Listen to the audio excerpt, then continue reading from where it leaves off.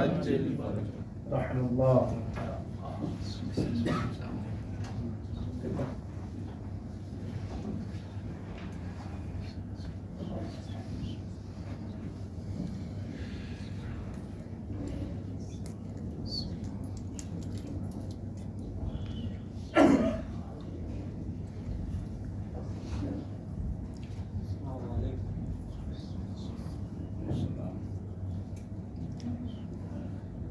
لا حول ولا قوة إلا بالله العلي العظيم. أعوذ بالله من الشيطان اللعين الرجيم. بسم الله الرحمن الرحيم. الحمد لله الذي هدانا لهذا وما كنا لنهتدي لولا أن هدانا الله. لقد جاءت رسل ربنا بالحق والصلاة والسلام على رسول الثقلين محبوب رب المشرقين والمغربين جد الحسن والحسين أبي القاسم محمد. اللهم صل على محمد وآل محمد وعلى أهل بيته الطيبين الطاهرين المعصومين المظلومين ولعنة الله على أعدائهم أجمعين. أما بعد فقد قال الله تبارك وتعالى في القرآن الحكيم. بسم الله الرحمن الرحيم. يا أيها الذين آمنوا قوا أنفسكم وأهليكم نارا وقودها الناس والحجارة. صلوات اللهم صل على محمد وآل محمد وعجل فرجهم. حضرات کرام قدر، حسین کے ماتمدار، عنوان تربیت اولاد اور مسلسل اسی موضوع کے تحت گفتگو جاری و ساری ہے. کوشش یہ کریں گے کہ آج یہ موضوع تمام ہو جائے اور آپ جو والدین ہیں وہ پریشان نہ ہوں. کل آپ کا رتبہ بھی بتانا ہے، کیونکہ یہ انصاف نہیں ہوگا کہ اولاد کے حقوق تو بتائے جائیں مگر والدین کے حقوق نہ بتلائے جائیں. بالعکس، اس کا برعکس میں نے اسی لیے کیا کہ پہلے حق بچوں کا ہے، بعد میں باپ انسان کرتا ہے، اس لیے بعد میں اس کو ہم. لیکن زیادہ تر آپ مجالس جب سنیں گے تو پہلے والدین کے حقوق بتائے جاتے ہیں، پھر اولاد کے حقوق بتائے جاتے ہیں. لیکن ہم نے اس کو برعکس کیا ہے تاکہ پیغام صحیح طور سے آپ کے درمیان پہنچ جائے. سورہ تحریم کی آیت کے ذیل میں گفتگو جاری و ساری ہے کہ خدا بند متعال ارشاد فرما رہا ہے کہ اپنے کو بھی جہنم کی آگ سے بچاؤ اور اپنی اہل کو یعنی اپنی اولاد کو، اپنے خاندان کو، اپنے جو آپ کے خونی رشتہ دار ہیں ان کو بھی جہنم کی آگ سے بچاؤ. کیونکہ جو جہنم ہے اس کے جو ایندھن ہوں گے وہ پتھر اور انسان. تو یقیناً ہمیں فکر ہونی چاہیے ہے اپنی اولاد کی، اپنے اہل کی، کہ جیسے میں جہنم سے بچنے کی کوشش کر رہا ہوں میں اپنی اولاد کو بھی جہنم سے بچا لے جاؤں. کمال بندگی بھی یہی ہے، کمال مومن بھی یہی ہے کہ خود کو بھی جہنم کی آگ سے بچا لے، اپنی اولاد کو بھی جہنم کی بچا لے، اپنے اہل کو بھی جہنم کی آگ سے بچا لے. عزیزان گرامی، تربیت کے جو امور ہیں میں نے آپ کی خدمت میں عرض کیا کہ امام نے کیا فرمایا، اور میں نے آپ کی خدمت میں عرض کیا تھا اچھا نام رکھے، قرآن کی تعلیم دے. اس سے آگے کی گفتگو میں نے عرض کیا تھا ایام حمل بہت زیادہ اہم مرحلہ ہوتا ہے، اس وقت جس وقت بچہ شکم مادر میں ہوتا ہے، اور اس وقت سے لے کر 21 سال تک کی عمر تک انسان اپنی اولاد کو مختلف ادوار میں تربیت کر سکتا ہے. تربیت کو جب بچہ دنیا میں آتا ہے تو 3 حصوں میں سے تقسیم کیا گیا ہے. ایک حصہ ہے 1 سال سے لے کے 7 سال تک، پھر 7 سال سے لے کے 14 سال تک، 14 سال سے لے کر 21 سال تک.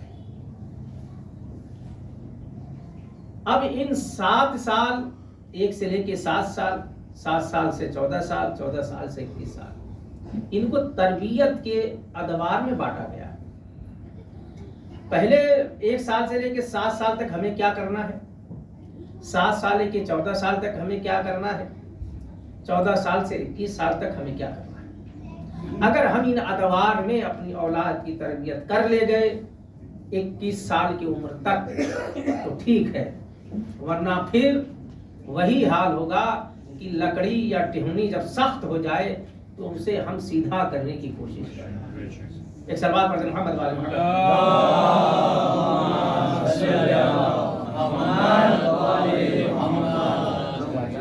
اور سلوات پڑھتے ہیں۔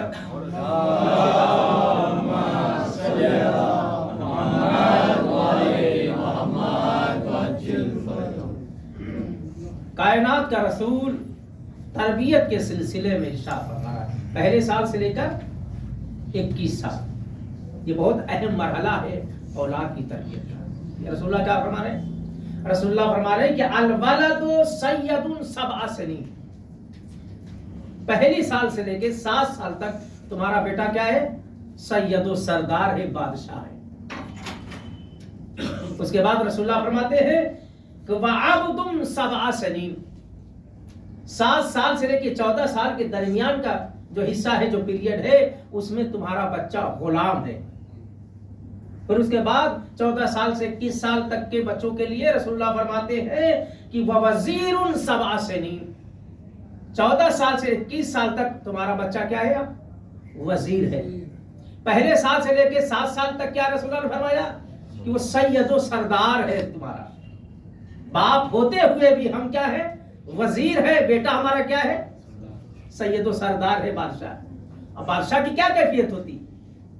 ایک وزیر کی کیا کیفیت ہوتی ہے؟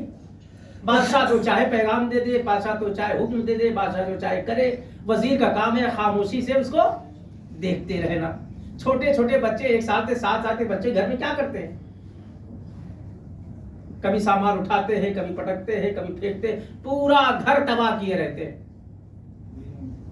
دن رات صبح سے شام تک ہم اس کھلونوں کو اٹھاتے ہیں پھر رکھتے ہیں، پھر جہاں اٹھاتے ہیں پھر وہیں رکھتے ہیں۔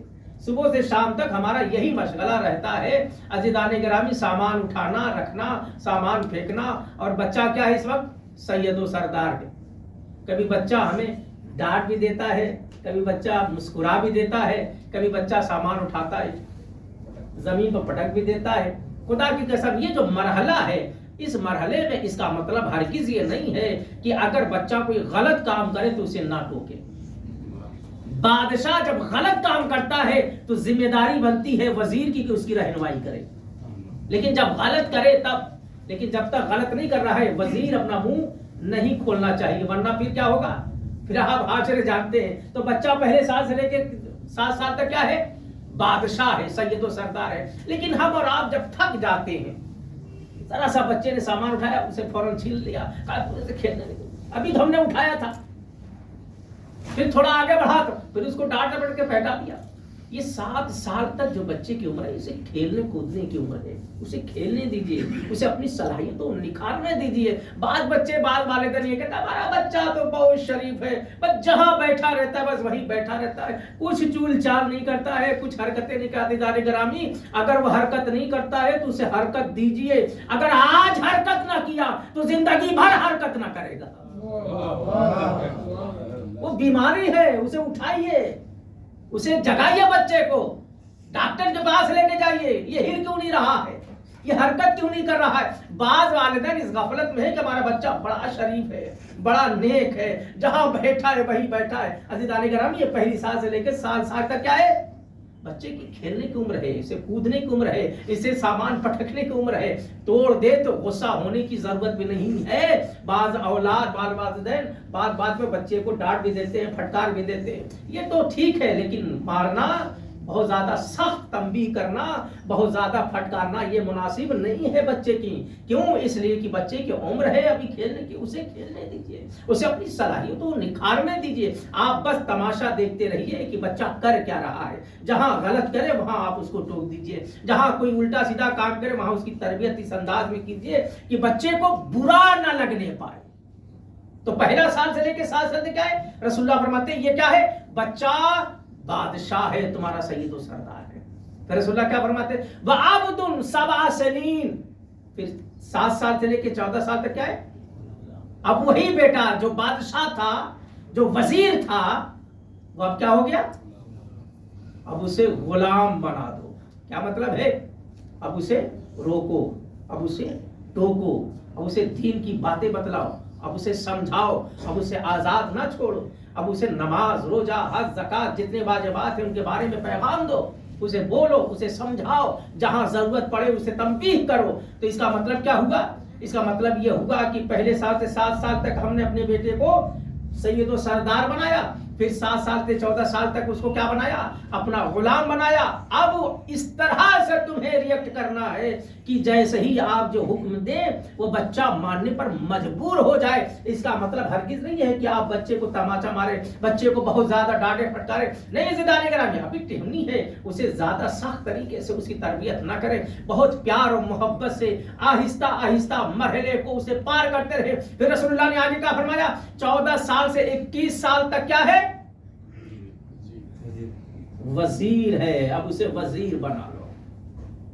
अब ये इस काबिल हो गया है कि अब उससे राय मशवरा ले लो। अगर जो तुम उसके मशवरे को ना मानो मगर फिर भी उसे बैठाओ अपने पास, कोई काम है, कोई फैक्ट्री है, कोई बिजनेस खोलना है, कोई तिजारत करना है, उसे बैठाओ अपने पास, पूछो बेटा इस मसले में तुम्हारा क्या हुक्म है, तुम क्या चाहते हो, किस तरह से करना चाहिए, ताकि अंदर की जो उसकी फालियत है वो बाहर आ जाए और कुछ उमूर उसको सुपुर कर दिया जाए, ताकि वो काम को सही तरीके से अंजाम देने की कोशिश करे और जिम्मेदारियों को वही से अदा करने की उसके अंदर क्या पैदा हो जाए, उसके अंदर एक मलका पैदा हो, कुछ उमूर उसको दे दें, उसको आजमाए कि अब उसके बाद क्या मरहला है। बाज वालिदैन ऐसे हैं, बेटा जवान भी हो जाए उसके बाद उसके बच्चे भी हो जाए मगर फिर भी वालिदैन उसे बच्चा ही समझते हैं, जो करना है वही खुद करते हैं, जो फैसले लेने वही खुद फैसले लेते हैं, बच्चे से कोई मतलब नहीं है। अज़ीज़ान गिरामी, रसूलुल्लाह ने क्या फरमाया है, 1 साल से 7 साल तक क्या करना है, उसे बादशाह बना के रखो, उसे सरदार सैयद व सरदार बनाओ, फिर 7 साल लेके 14 साल तक क्या करना है, उसे अपना गुलाम बना, जितना हुक्म देना है, जितनी तरबियत करनी है इसी में दे दो। उसके बाद 14 साल से 21 साल तक क्या है, उसे अपना वजीर जो भी करना है उसे मशवरा लो। जरूरी नहीं है कि मशवरा माना ही जाए, कम से कम ये तो देखा जाए कि इसके अंदर मशवरा देने की सलाहियत है भी कि नहीं। और अगर तुम्हें लगे कि अब इस काबिल हो गया है कि इसे मशवरा लिया जाए, फिर इसके बाद कोई काम उसको सुपुर कर दिया जाए ताकि उसे अब अपनी जिम्मेदारियों का एहसास पैदा हो जाए। अब 21 साल के बाद रसूलुल्लाह फरमाते हैं अब तुम्हारे हाथ से निकल गया, अब वो अब दोस्तों के हवाले है, वो समाज के हवाले है, मुआशरे के हवाले है। 1 साल से लेकर 21 साल तक हमने तुमको दिया था, इसे जैसा चाहे बनाओ, अच्छा बनाओगे तो मुआशरे में भी अच्छा ही पैगाम देके जाएगा, अच्छा ही किरदार पेश करके जाएगा। लेकिन अगर तुमने इस हवाले से तरबियत नहीं की, फिर 21 साल के बाद वो किसी की भी सुनने वाला नहीं है। अब जो करेगा वो अपनी मर्जी से करेगा, न कोई रोकने वाला न कोई टोकने वाला है। अज़ीज़ान गिरामी, शरीयत ने जो उसूल बताए हैं, जो नबियों अंबिया मासूमीन अलैहिस्सलातु वस्सलाम, अगर इस एतबार से हम अपने औलाद की तरबियत करें तो खुदा की कसम कैसे ये मुमकिन है कि बच्चा कोई शिकायत कर दे या माँ बाप की शिकायत कर दे कि हमारा ये नहीं मान रहा, हमारा वो नहीं मान रहा है, या बेटा इस बात की शिकायत कर दे हमें तो तरबियत मिली ही नहीं है, हमें तो मालूम ही नहीं कि नमाज किसे कहते हैं, हमें तो मालूम ही नहीं रोजा किसे कहते हैं, हमें तो मालूम ही नहीं ज़कात किसे कहते हैं, हमें तो मालूम ही नहीं सलाम के आदाब क्या है। अगर हमने पहले साल से लेकर 21 साल तक थोड़ा ज़हमतें कर लिया होता, मेहनतें कर लिया होता, तो फिर ये शिकायत हमें सुनने की जरूरत नहीं पड़ती है। अज़ीज़ान गिरामी, आप वालिदैन भी बैठे हुए हैं, नौजवान भी बैठे हुए हैं, मेरी आवाज मेरी माँ बहनी भी बैठे हुई है, सब मेरी आवाज को सुन रहे हैं। मगर एक काम करना है, अगर आप चाहते हो तो घर का माहौल बदल जाए, अगर आप अभी से आप चाहते हो कि औलाद की तरबियत, जब जाग जाओ सवेरा है। अब ये ना सोच रहा है तो उम्र गुजर गई, अब क्या करें, अब तो माहौल खराब गया है, अब क्या करें। नहीं अज़ीज़ान गिरामी, जहां से आपकी आंख खुल जाए वहीं से सवेरा हो जाता है, वहीं से औलाद की तरबियत करना शुरू कर दीजिए, वहीं से घर के माहौल को बनाना शुरू कर दिए। पहला काम ये कीजिए, जब भी आप घर में जाइए दरवाजा खोलिए, घर वालों को अपना सलाम अर्ज कीजिए। घर में जाते ही आप क्या करें, हम सलाम अलैकुम, अपनी बीवी को भी सलाम, अपनी दादी को भी सलाम, अपनी माँ को भी सलाम, अपनी ज़ौजा को भी सलाम, अपने बेटे को भी सलाम। اب یہاں سے آغاز ہوگا تربیت کا.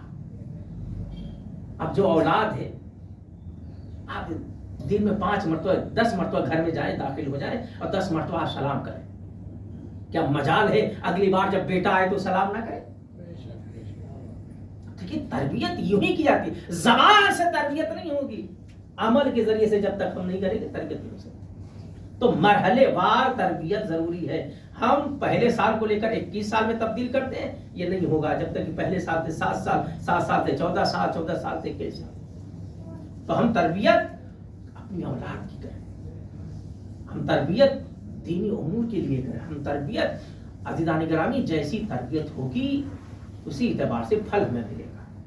ایک صلوات پڑھیں محمد والے محمد. اللہم صلی علی محمد وعلی محمد. اولاد والدین کے لیے ضروری ہے. دوسری بات آپ کی خدمت کر رہا ہوں کہ بچے اگر 2 3 4 ہوں تو بچوں کے درمیان عدالت قائم کریں، فرق نہ رکھیں. چاہے کوئی بچہ پڑھنے میں اچھا ہو نہ ہو، برا ہو سکتا ہے 4 بچے ہوں 4 ایک جیسے نہ، ضروری نہیں ہے.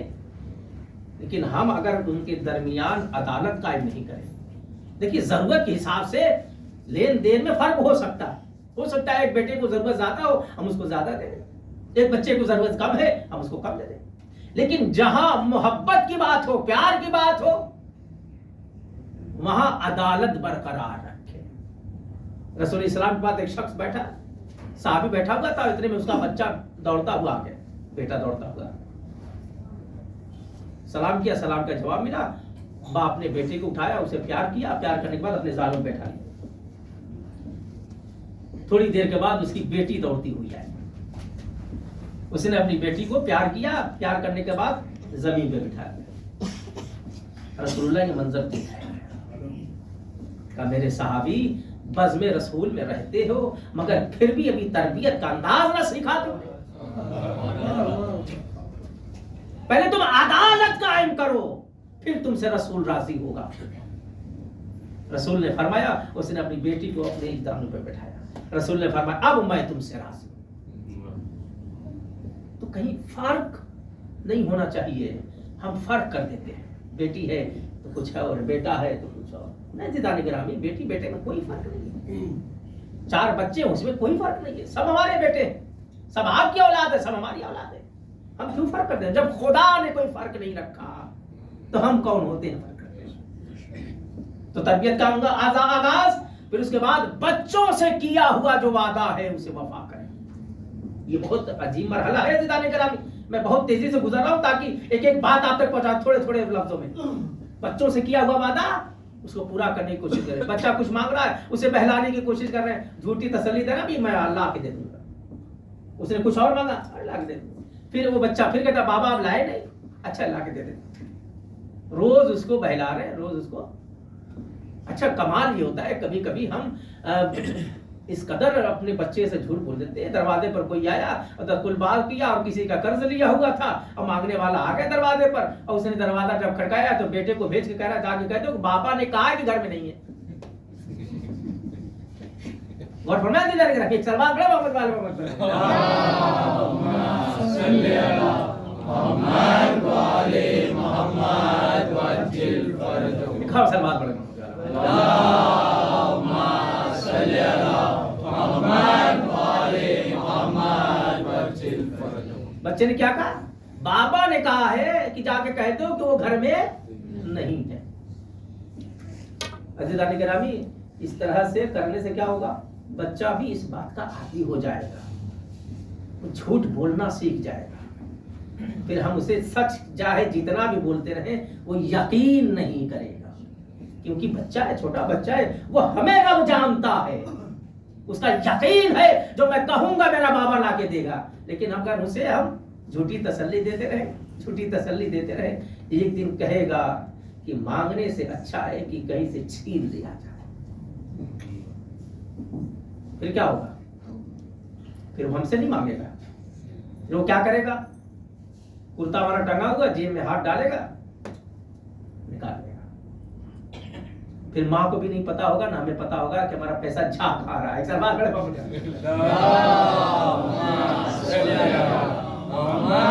وآل محمد وعجل فرجهم. بچہ بڑا ہو جائے 6-7 سال کا ہو جائے تو رسول اللہ فرماتے ہیں کہ والدین کوشش یہ کریں کہ نامحرم کو بوسہ نہ دینے دیں. یہ چھوٹی چھوٹی بات ہے مگر کتنی عجیب بات ہے، اور شریعت نے، اسلام نے، رسول اللہ نے کس طرح ہمیں متوجہ کرنے کی کوشش کیا ہے. رسول اللہ کیا فرمایا؟ جب بچہ 1 سال سے لے کے 7 سال تک ہو جائے تو اسے جب 6 سال سے 7 سال کا ہو جائے تو والدین کوشش کریں کوئی نامحرم اسے بوسہ نہ دے، کیونکہ مستقبل میں وہ جنسی انحراف کا شکار ہو سکتا. رسول اللہ نے فرمایا کہ جب بچی 6 سال کی ہو جائے، بیٹا 7 سال کا ہو جائے تو کوشش کرنا کوئی نامحرم اسے بوسہ نہ دے. چھوٹی بڑی بات نہیں ہے، آپ اس کو گہرائی میں جا کے سوچنا سمجھنا. اس کو رسول اللہ نے کیا فرمایا ہے. یہی سب چیزیں ہوتی ہیں جس کی طرف ہم متوجہ نہیں ہوتے اور ہماری اولاد بے راہ روی کی شکار ہو جاتی ہے، جنسی انحراف کی شکار ہو جاتی ہے. اگر ہم یہیں سے انحراف کو روک دے ہماری اولاد بے راہ روی کی شکار نہیں ہوگی. یہ یقین ہے اگر ہم قول رسول پر عمل کریں، قول معصومی پر عمل کریں. اس کے بعد رسول اللہ فرماتے ہیں جب بچہ بڑا ہو جائے 6-7 سال کا تو اس کے بستروں کو جدا کر دو، الگ کر دو بستروں کو. بیٹا ہے ایک بیٹا ایک بیٹی ہے، ایک ہی ساتھ سو رہے. جب 7 سال کا ہو جائے رسول اللہ نے فرمایا اب اس کے بستر جدا کر دو. ریزن ہے اس کے پیچھے بہت بڑی سبب ہے. اب میں ساری باتیں کھول کے آپ نہیں بتلا سکتا. کیوں کا اس لیے کہ اب جنسیت اس کی جو اندر کا جو جنس ہے وہ متحرک ہو رہا، فعال ہو رہا ہے. اب اسے جنسی انحراف کا شکار ہونے کا زیادہ خدشہ ہے، اس لیے ابھی سے اس کے بستروں کو جدا کر دو. لیکن جب ضروری ہے پھر بھی وہاں کوشش کریں. ایک سلوات پڑھیں محمد وال محمد پر.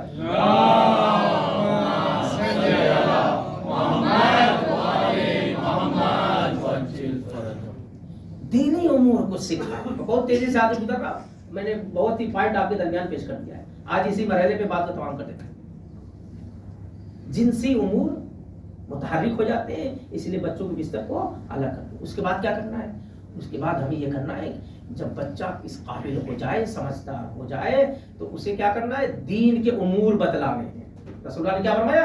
رسول اللہ فرماتے ہیں کہ جب تمہارا بچہ الفاظ بولنا شروع کر دے، جب کچھ بولنے لگے تو اسے پہلا جو لفظ سنے اس کی زبان پر جاری کرانا ہے کلمہ لا الہ الا اللہ محمد رسول.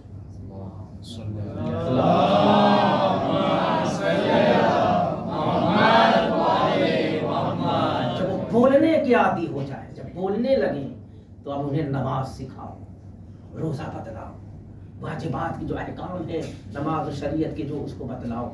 اس کے بعد رسول اللہ فرماتے ہیں کہ کچھ بچے کھیل رہے تھے راستے میں، رسول اللہ نے دیکھا ان کو، ان کا افسوس ہے آخر الزمان میں، یعنی آخر میں آنے والے زمانے کے ان والدین پر مجھے افسوس ہے. تو صحابی موجود تھے، کہا یا رسول اللہ کن والدین کی بات آپ کرتے ہیں؟ ان مشرکین والدین پر آپ افسوس جتا رہے؟ کہا نہیں، میں ان مشرکین والدین پر افسوس نہیں بلکہ ان مومن والدین پر میں افسوس کر رہا ہوں کہ جو اپنے بچوں کو اس زمانے میں دین کی تربیت نہیں دیں گے بلکہ انہیں نماز روزہ حج کرنے پر اسے روکیں گے، ٹوکیں گے. ابھی تو ہمارا بچہ بھوکا رہے گا، یہ ہمیں برداشت نہیں ہے. نماز پڑھے گا تو وقت ضائع ہو جائے، پھر یہ کرے گا تو وہ ہو جائے. بہت سے آپ کو والدین ایسے مل جائیں گے جو اپنے بچوں کو اس بات پر روکتے ٹوکتے ہیں کہ یہ کام نہ کرو، نماز روزہ حج زکات یہ سب کام. رسول اللہ فرمایا ایسے والدین جو مومنین میں سے ہیں میں ان پر افسوس کرتا ہوں.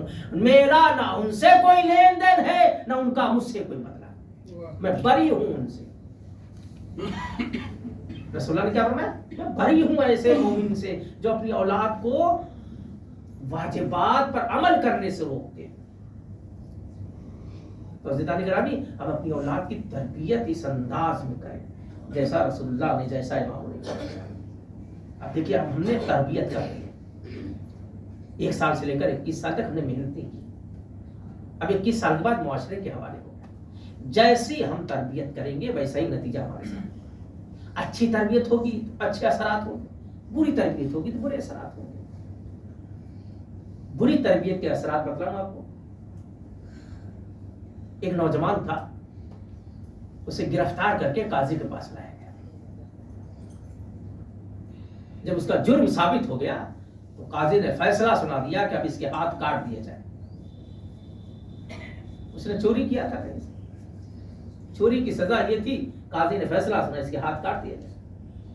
पूरा दरबार भरा हुआ है, लोग बैठे हुए तमाशा देख रहे हैं। तो उस नौजवान ने उस भरे मजमे में चिल्ला के यह बात कही, काजी साहब मेरे हाथ काटने से पहले पहले मेरी मां की जबान काटी जाए। अल्लाह अकबर।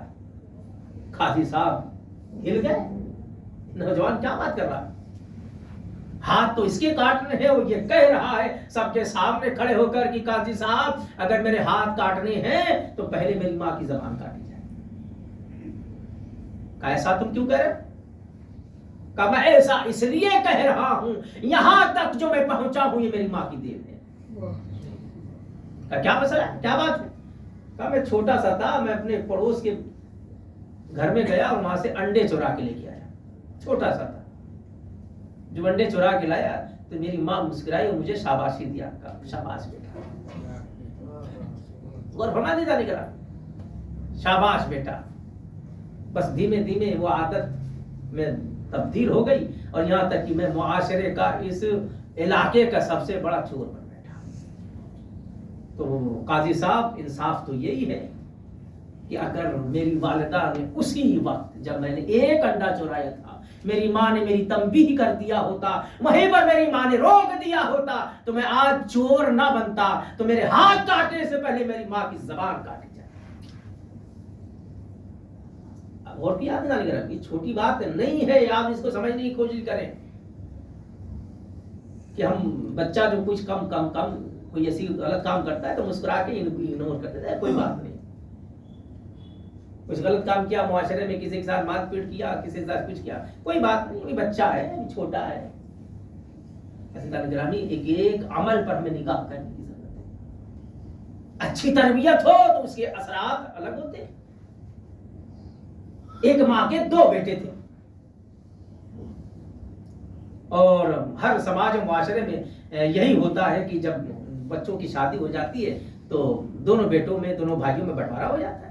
एक मकान उसको मिल गया, एक मकान उसको मिल गया। जब बंटवारा हुआ तो माँ किसके हिस्से में आई? छोटे बच्चे के, बेटे के हिस्से में। अच्छी तरबियत तो हमें शिकायत करने की जरूरत नहीं पड़ेगी। माँ किसके हिस्से में आ गई? और अक्सर ये समाज मुआशरे में यही होता भी है, जब बंटवारा होता है तो माँ बाप का भी बंटवारा हो जाता है। होता है कि नहीं होता है? तो बाप तो था नहीं, माँ ही थी। माँ किसके हिस्से में आ गई? छोटे बेटे के। बड़ा बेटा माँ की खिदमत से महरूम हो गया। उसने बहुत कोशिश किया कि छोटा भाई मान जाए इस बात पर कि मुझे भी कुछ खिदमत करने का मौका दे। इस बात में भी वो राजी नहीं हुआ। अच्छा, इस बात में भी वो राजी नहीं हुआ कि 6 महीना तुम्हारे यहाँ रहे, 6 महीना हमारे पास रहे। वो मानने को तैयार ही कहा नहीं, खिदमत करूंगा तो मैं ही करूंगा मां। अब उस बड़े बेटे ने मुकदमा कर दिया। कायनात का पहला मुकदमा था जो मां की खिदमत के लिए किया गया था।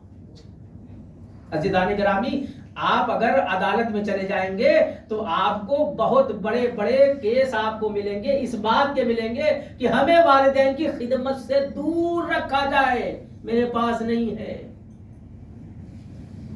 इसकी किफालत सरकार उठाए, हमारे पास नहीं है। लेकिन ये पहला मुकदमा था जो इस बात के लिए दायर किया गया था, बेटे ने दायर किया था कि माँ की खिदमत से मैं महरूम हो, मुझे भी हक है इस बात का कि अपनी माँ की खिदमत कर सकूं। और अदालत ये फैसला सुनाए, मेरे भाई को मेरी माँ की खिदमत से जो उसने मुझे महरूम कर रखा है, मुझे भी माँ की खिदमत का शरफ मिलना चाहिए।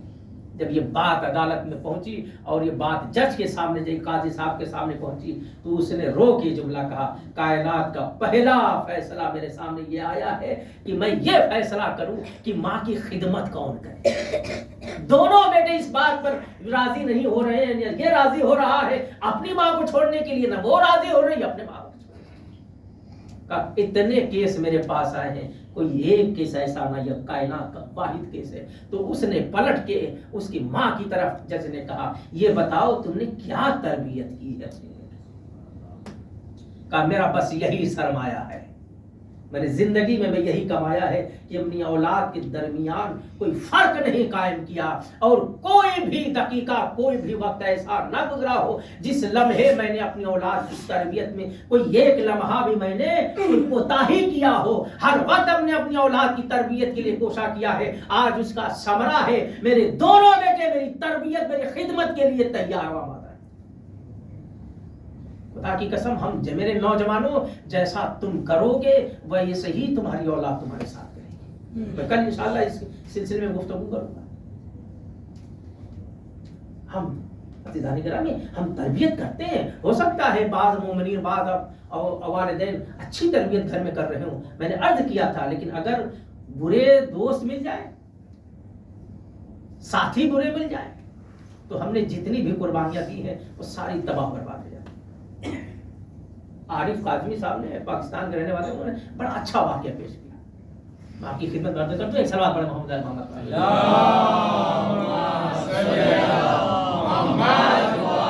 محمد شاید آپ نے سنا بھی ہوگا، لیکن چونکہ میرے موضوع سے متعلق ہے اور یاد دہانی کے لیے آپ کے ذہنوں میں بیٹھانے کے لیے بس اس کو سن لیجیے۔ تربیت، ماحول، دوست، احباب کتنے اثرات چھوڑتے ہیں، یہ ہمیں سوچنے کی ضرورت ہے۔ گھر میں ہو سکتا ہے والدین اچھی تربیت کر رہے ہیں، محنت کر رہے ہیں، کوشش کر رہے ہیں، لیکن جب ہم انہیں بالکل نظر انداز کر دیں گے تو باہر کا ماحول اس قدر پراگندہ ہے کہ ہماری اولاد کو بے راہ روی کا شکار بنا دیں۔ نام تھا رضا، بہت تیزی سے گزر رہا ہوں، نام تھا رضا، رہنے والا کہاں کا تھا؟ تہران کا۔ والدین نے بہت کوشش کیا کہ اس کی تربیت ہو جائے، اور کوشش بھی کیا، لیکن وہی برے دوستوں کے اثرات اس کے اوپر غالب آ گئے، اور اس قدر وہ بگڑ گیا، اس قدر وہ نالائق ہو گیا کہ اس نے ماں باپ پر ہاتھ بھی اٹھانا شروع کر دیا۔ اللہ اکبر۔ اور یہاں تک کہ ایک دن اس نے اپنے والدین کو مارا پیٹا اور گھر سے یہ کہہ کے نکل گیا کہ میں دوبارہ اب آپ کے پاس نہیں آؤں گا۔ اس نے تہران میں ایک جگہ وہ ٹیکسی وغیرہ چلاتا تھا، ڈرائیور تھا، اس نے اپنا ایک مکان الگ سے جا کے کرائے پہ لے لیا، اور وہاں اپنے دوستوں کے ساتھ احباب کے ساتھ محفلیں جماتا تھا، شراب نوشی یہ دیگر جتنی بھی برائیاں ہو سکتی تھی اپنے دوست احباب کے ساتھ مل کر وہ برائیاں کر رہا ہے، شراب بھی پی رہا ہے، جوئے بھی کھیل رہا ہے، تاش بھی کھیل رہا ہے۔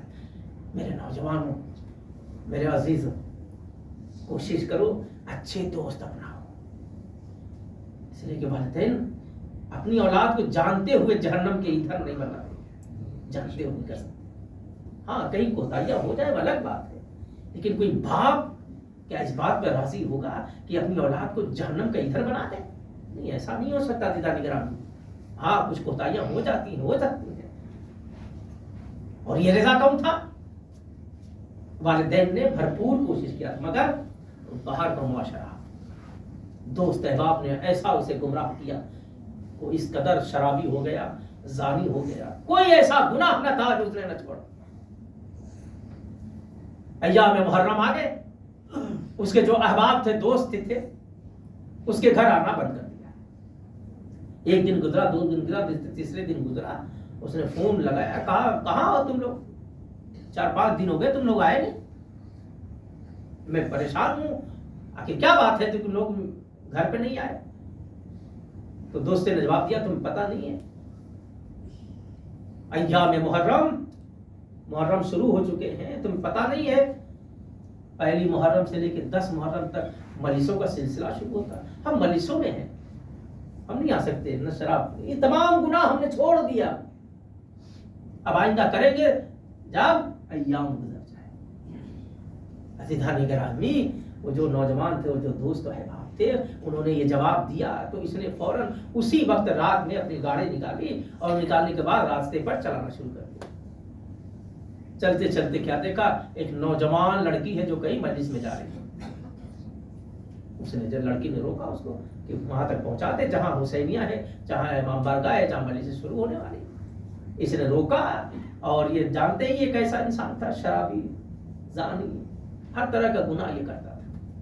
اس نے جب نوجوان لڑکی کو دیکھا تو اس کی نیت میں, اور اس نے اپنا اظہار کیا. اس لڑکی نے, اس معظمہ نے, اس خاتون نے جو ابھی جوان تھے, اس نے کہا خدا کا شرم کرو, جو تم کرنا چاہتے ہو یہ بہت غلط ہے, تم کیا کرنا چاہتے ہو. پھر بھی وہ نہیں مانا, کہا نہیں یہ گناہ تو مجھے کرنا ہی. تو اس نے کہا تمہیں پتا ہے میں سید صاحب, اس کا تو احترام کر لے. کہا کون سید صاحب, کیسی سید صاحب؟ کہا مجھے جو کرنا ہے میں کر کے رہوں. پھر اسے نوجوان لڑکی نے کہا اچھا تو فاطمہ الزہرا کا واسطہ. اتنا اس نوجوان لڑکی نے کہا فاطمہ الزہرا کا واسطہ. وہ کہتا ہے کہ اس نام نے میرے دماغ میں ہلچل مچا دیا, میرے وجود میں ہلچل مچا دیا, اور ایک دم سے میرا جو ارادہ تھا وہ تبدیل ہو گیا اس نام فاطمہ کے طرف. کہا اچھا ٹھیک ہے, جہاں تم کہتے ہو میں تمہیں چھوڑ دیتا. اس نے ٹیکسی گھمائی اور جہاں جانا تھا, جہاں چھوڑنا تھا, اس نے اشارہ کیا, اس نے وہاں پہ چھوڑا. اب جب چھوڑا وہاں پہ تو اس نے دیکھا یہ تو میرا ہی محلہ ہے,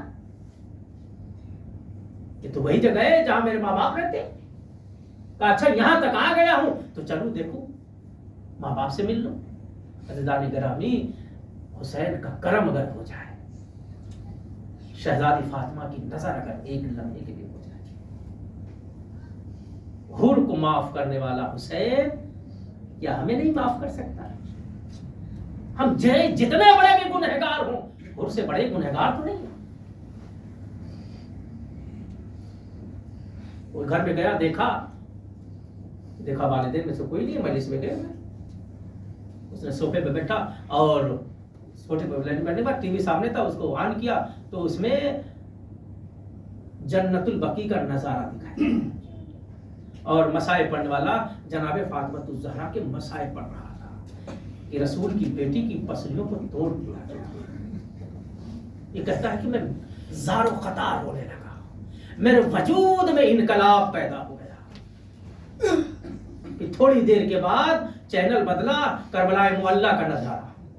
پھر مسائل پڑھنے والا مسائل پڑھ رہا تھا, حسین رسول کے نواسے کو کربلا میں بے جرم خطا 3 دن کا بھولا. میں زار و قطار ہونے لگا, میرے وجود میں عجیب سی کیفیت ہونے لگی. میں مزمحل تھا. اتنے میں میری ماں گھر میں داخل ہوئی, دیکھنے کے بعد کہتی ہے رضا میں کیا دیکھ رہی ہوں کہ تو بدل گیا ہے, تو گریا کر رہا ہے, تو رو رہا ہے. وہ نوجوان کہتا ہے میں دوڑتا ہوا گیا, ماں سے لپٹ گیا, کہا ماں مجھے معاف کر دینا, اس لیے کہ آج میرے وجود میں عجیب انقلاب ہے. نام فاطمہ الزہرا نے مجھے اس قدر ہلا کے رکھ دیا ہے, اب میں آج کے بعد کوئی گناہ نہیں کروں گا. عزیزان گرامی, وہ نوجوان, وہ شرابی جو ہر طرح کا گناہ کرتا ہے, ماں کے قدموں سے پڑ گیا. کہا ماما بس اتنا احسان کرتے, یہ بتا دے کہ مجلس حسین کہاں ہو رہی ہے. ماں نے بتلایا, بتا دیا. یہ وہاں تک پہنچا. جب وہ مجلسوں میں پہنچا تو لوگ اسے دیکھ رہے ہیں جو کبھی مجلسوں میں نہیں آتا تھا. جب مجلسیں ختم ہو گئی, کا رضا خیریت تو ہے, تم کبھی سے پہلے مجلسوں میں نہیں آتے تھے, تمہارا کام تمہارا مشغلہ کچھ اور تھا. عزیزان گرامی, مجلس تمام ہو جاتی ہے. اس نے وہاں کے بانیان سے کہتا ہے مجھے تبرک بانٹنے میں مدد مجھے دے دو تاکہ میں مومنین کو کچھ تبرک بانٹ سکوں. چائے پلایا, اس کے بعد گھر آنے کے بعد عزیزان گرامی کچھ دنوں کے بعد جو اس کے ٹرسٹی تھے انہوں نے اس رضا سے کہا کربلا چلو گے, اس لیے کہ جس کو لے کے جانا تھا وہ بیمار ہو گیا. اس نے فوراً ہاتھ اٹھایا, میرا حسین کتنا کریم ہے جو اتنی جلدی راضی ہو گیا. بے شک چلو. کربلا پہنچا, ذریعے حسین سے پلٹ کے لپٹ گیا. کہا اب اتنی جلدی راضی ہو جاتے ہیں, مجھے نہیں ہوا. ایک گنہگار پر اتنا کرم فرمائیں گے میرے آقا. ابھی چند دن نہیں گزرے, آپ نے مجھے اپنی بارگاہ پہ بلایا. کربلا سے واپس آ گیا. मौला अब्बास के घर में बैठे, नमाजें पढ़ी, दुआएं मांगी, अपने गुनाहों की तलाफी किया, फिर वापस अपने तेहरा वापस। उसके बाद थोड़ी दिनों के बाद फिर वो बानियान जो ट्रस्ट थे उन्होंने कहा रिजा जन्नतुल बकी चलोगे?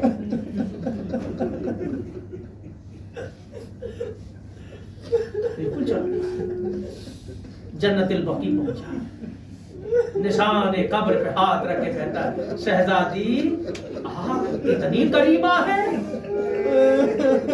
कि मुझे से गुनहगार को अपनी बारगाह में पलट के आ जाता है। हर कोई उससे राजी है, मोहल्ले में हर शख्स उसका नाम दे रहा है। रिजा बदल गया, रिजा का माइंड चेंज हो गया है, अब इसके जैसा दीदार कोई नजर नहीं आता है।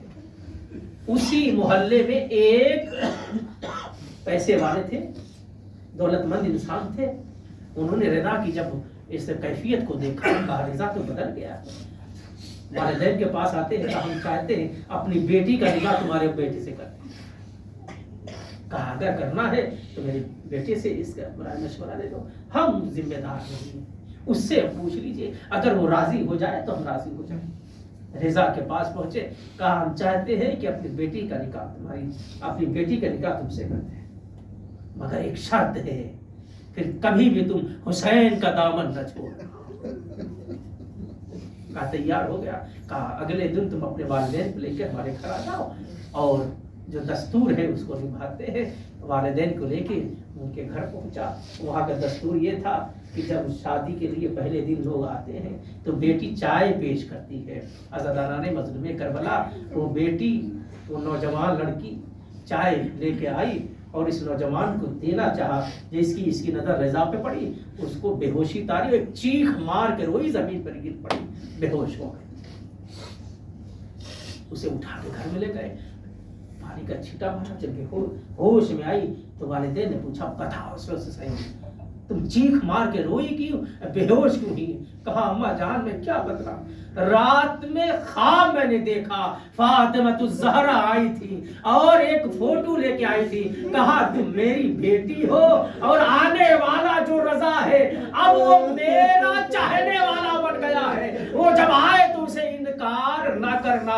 दूसरे ये कि वही रजा है जब मैं रास्ते में मिली थी तो इसका गुनाह करने का था, मगर आज वो इतना बड़ा मोहतरम हो गया कि शहजादी फातिमा ख्वाब में आके इससे शादी करने की गुजारिश करती है। अज़ादाराने मज़लूमे करबला, आप जरा अंदाजा तो लगाइए कि मेरे नौजवानों, मेरे अजीजों, कोई गुनाह हो जाए तो शहजादी के दरबार में आ जाना, हुसैन की बारगाह में आ जाना। जितने बड़े भी गुनहगार हो गए, उससे बड़े तो गुनहगार नहीं हो। हुसैन माफ करने वाला है, जब शहजादी बख्शने वाली है। अज़ादाराने मज़लूमे करबला, हाँ ये अय्याम वही चल रहे हैं जिसमें हम अपने गुनाहों की तलाफी कर सकते हैं। हुसैन बड़ा करीम है, हुसैन की मां बड़ी करीमा है, हर तरह के गुनाह माफ कर सकती है, शर्त यही है दोबारा वो गुनाह ना होने पाए। अज़ादाराने मज़लूमे करबला, हुसैन कितना बड़ा करीम है, कोई बे औलाद हो औलाद मांगे तो हुसैन अता कर देता है। हाँ राहिब को हुसैन ने औलाद अता किया था और जब चलते चलते राहिब मुड़ के देखता है, कहा आका आपने हमें औलाद से नवाजा है, आप हमारे यहाँ मेहमान बन के आइएगा, मैं राहिब आपकी खिदमत करूंगा। हुसैन ने आवाज दी, राहिब तुम मुझे दावत तो दे रहे हो, मैं मेहमान बन के जरूर तुम्हारे पास आऊंगा, मगर इस हालत में आऊंगा तुम मुझे पहचान न सकोगे।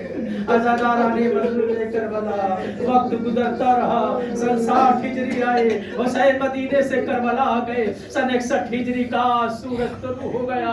हुसैन लाशों पे लाशें उठाने लगे, कभी अली अकबर का लाशा, कभी कासिम का लाशा, कभी औना मोहम्मद का लाशे, कभी अब्बास के कटे हुए बाजू। अज़ादाराने मज़लूमे करबला, हुसैन कभी अली असगर का लाशा, कभी आगे कभी पीछे। इन्ना लिल्लाहि व इन्ना इलैहि राजिऊन। रिज़ा बेक़ज़ाई व तस्लीम अल्लाह। अब हुसैन असर आशूर करबला के मक़दम में खड़े हुए आवाज दे रहे हैं, हल मिन नासिर यंसुरना, कोई है जो हुसैन की मदद करे। अली असगर ने झूले से गिराया, हुसैन मख्तम में लेके आए, अली असगर तीर शहसोबा का निशाना बना, हुसैन ने उन्हें तलवार से खोद कर जमीन में दफन कर। अब कोई न था सिवाय सैयद सज्जाद के। हुसैन मक्तल करबला में आए और उसके बाद अशकिया ने हुसैन को घेर कर कोई पत्थर मारा, कोई तीर मारा। अज़ादारा ने मजलूम करबला, हुसैन घोड़े से गिरे, शेम खंजर चला रहा था। 70 कदम के फासले पर ज़ैनब औलिया मकाम अपने भाई का गला कटा हुआ देख रही थी। आशरे आसूर तमाम हो गई, आशा में गरीबा आ गई, खैमे जला दिए गए, बीवियों की नदायत छीन ली गई, असीर करके करबला से इन्हें करबला से गुजार कर कूफा और शाम के बाजारों में गुजारा जाने लगा।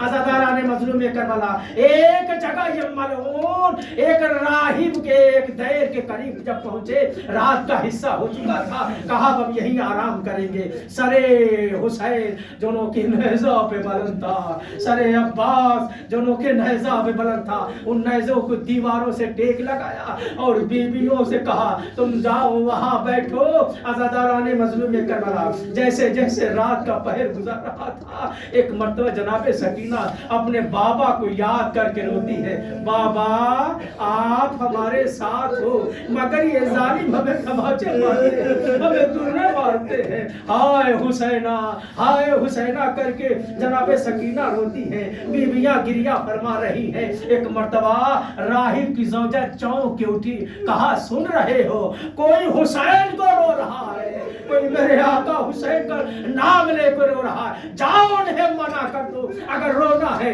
तो तुम अपने खानदान के किसी अफराद का नाम लेकर रो, मगर मेरे आका हुसैन का नाम लेना न रो, इसलिए मेरा दिल बेचैन हो जाता है। राहिब दरवाजा खोलता है, क्या देखा है, कुछ नो के नेज़ा पे सर बुलंद है। अज़ादारा ने मजलूम करबला जितना रोना हो रो लीजिएगा, देखा नो के नेज़ा पे कुछ सर बुलंद है, कटे हुए सर है, कुछ बीबियां हैं जिनके बाल बिखरे हुए हैं, ऐसा लगता है इन्हें कहीं बहुत दूर से असीर बना के लाया गया है। एक छोटी बच्ची है जो रो रही है, गिरिया कर रही है, हुसैन का नाम लेके रो रही है। एक मर्तबा राहिब आगे बढ़ता है, कहा बीबी इस बच्ची से कह दीजिए कि अगर रोना है तो अपने बाबा का नाम लेके रो, मगर हुसैन का नाम न ले, ये मेरे आका हुसैन का नाम है। ये जब रोती है मेरा कलेजा हिल जाता है। अज़ादारा ने मजलूम करबला एक मर्तबा जनाबे ज़ैनब फरमाती है, राहिब जा तू आराम से रो, तुम आराम से जाके आराम कर, मैं इस बच्ची से मना कर देती हूँ कि अपने बाबा का नाम लेकर न रो।